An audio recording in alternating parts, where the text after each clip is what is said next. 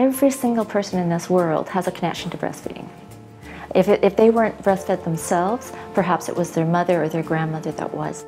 So Cheryl had come to me having heard about this project. I think I'd heard about it sort of from one or the other group I was involved in, but I hadn't given it much thought. But when Cheryl spoke to me about it and explained to me how she felt that the way that we work could be a different aspect to this, and perhaps something that Interior Health hadn't initially thought of, I think perhaps their first idea may have been around representational images, and because Cheryl and I both work in a completely non-representational way, we had to do a little bit of explaining.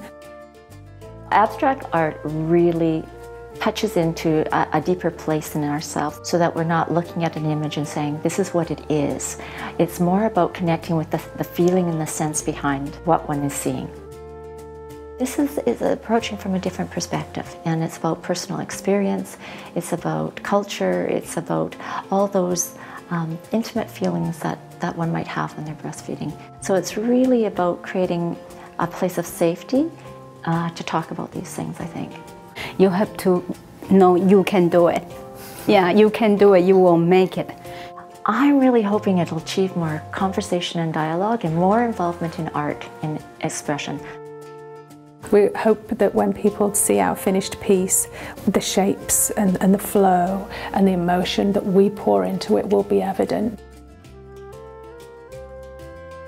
Welcome to our reveal, I guess. It's great to have everybody here. It's also great to reach this point of a project that has been underway for a long time. You know, it feels really quite the achievement. What was exciting for Fiona and I during this process was the fact that we'd actually never painted before together. And so the process itself was starting intuitively where each of us needed to start. We painted actually at the same time. You know, there was a lot of talk, a lot of coming backwards and forwards and trying to give each other space. So there was very much a flow and a rhythm to it.